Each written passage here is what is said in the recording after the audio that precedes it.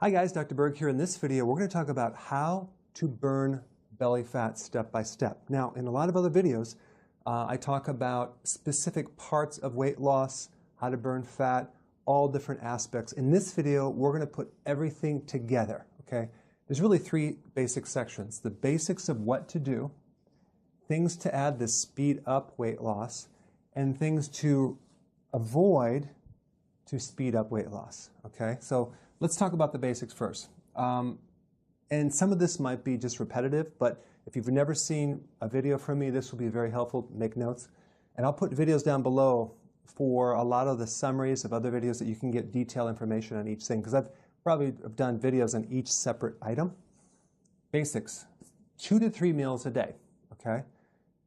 You can start with 3 meals, and then when you want to go to 2. You don't want to graze all day, because every time you eat, you spike this hormone that prevents weight loss called insulin, okay?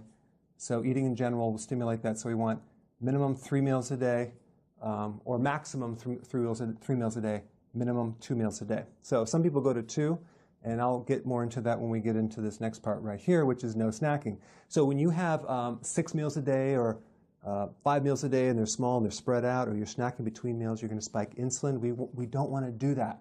That's going to create a big problem for you. So removing the snacking is vital, very, very important. It's called intermittent fasting, okay? Now, right here, I suggest you start with 3 meals and then do that for a while, get into ketosis or fat burning, and then go to 2 meals if you can do it, unless you can't do it because you're working out hard and you need 3 meals a day.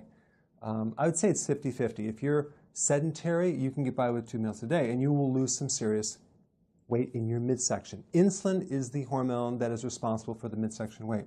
So 3 meals, no snacking. Okay, as far as protein, 3 to 6 ounces based on your size, your stress level. You're going to need a little more protein. You don't want to go too much, because too much protein will stimulate insulin. Okay, 3 to 6 ounces per meal.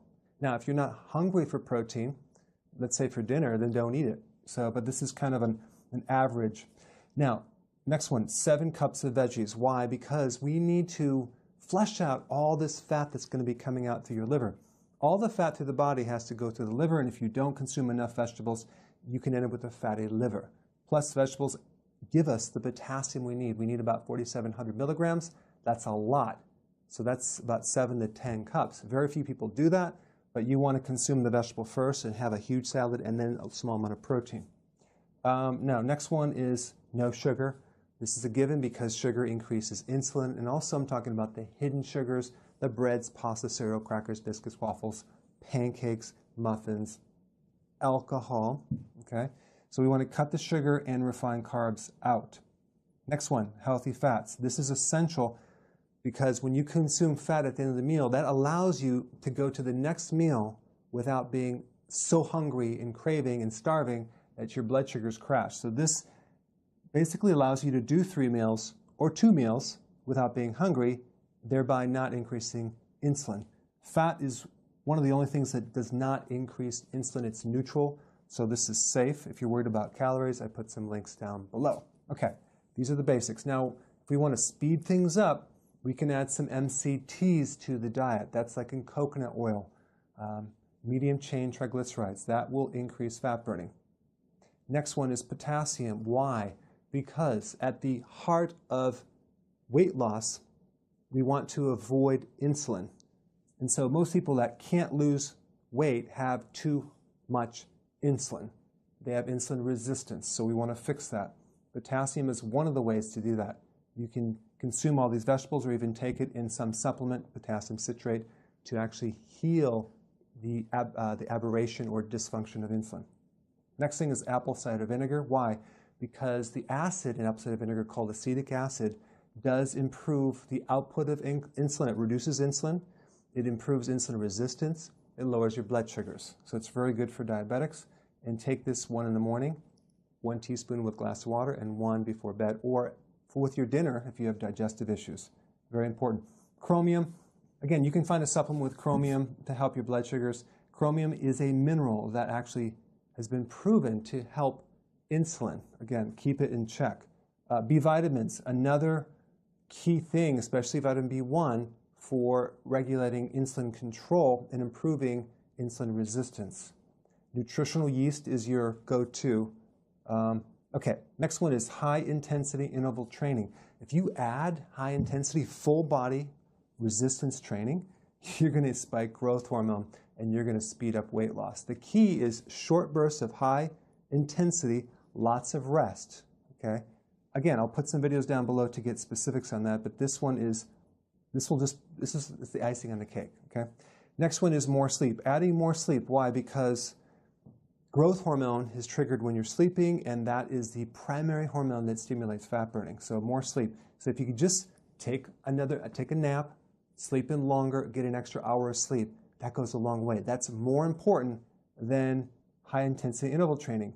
Sleep is the key, okay?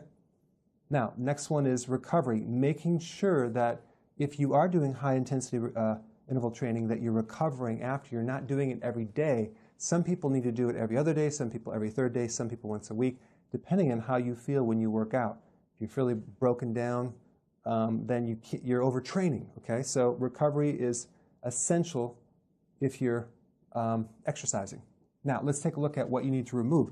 This is just as important as this, okay?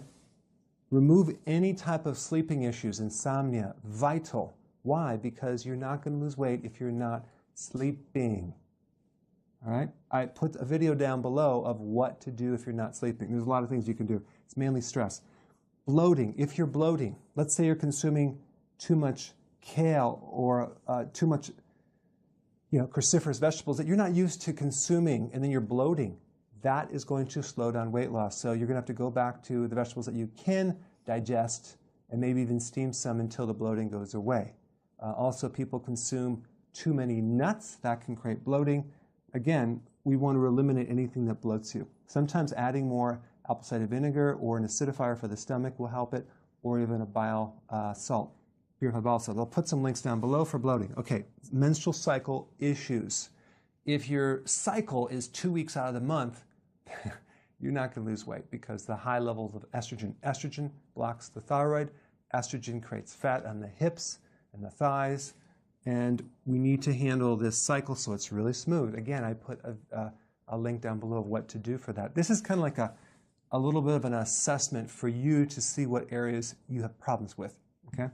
Some of these don't apply. Okay, stress.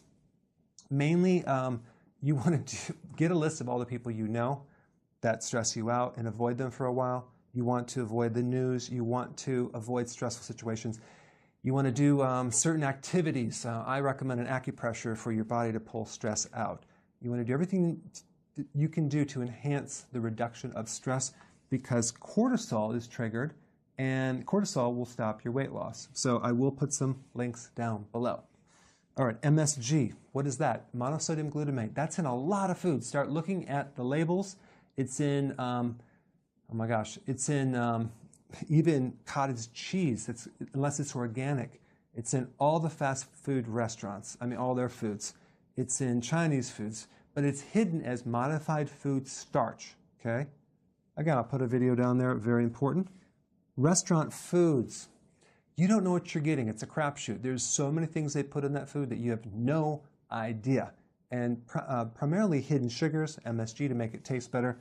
But inevitably, people go out to dinner way too much, and that is what's keeping them from losing weight. Not to mention, what do they bring you? They bring you bread, they bring you dessert, they bring you alcohol. Okay, so it's really difficult to do this when you're going to restaurants. Next one is avoid overtraining. If you're at a boot camp or you're working out too hard and you're not recovering and you're not sleeping, you're not going to lose weight. You're going to lose muscle mass. So this is very, very important, especially when you start out because you're not used to it. Last thing is constipation. I have people that don't even go, maybe they go once a week or once every 2 weeks. That is a serious constipation problem, and that is going to stop your weight loss. Again, I have a lot of videos on getting to the root cause of that. Okay, I'll put them down below. So I just kind of summarize all the things that you need to look at in order to lose your stomach. It's comprehensive. Now you have the video as a checklist. Go ahead and apply this and put your comments below. Thanks so much for watching.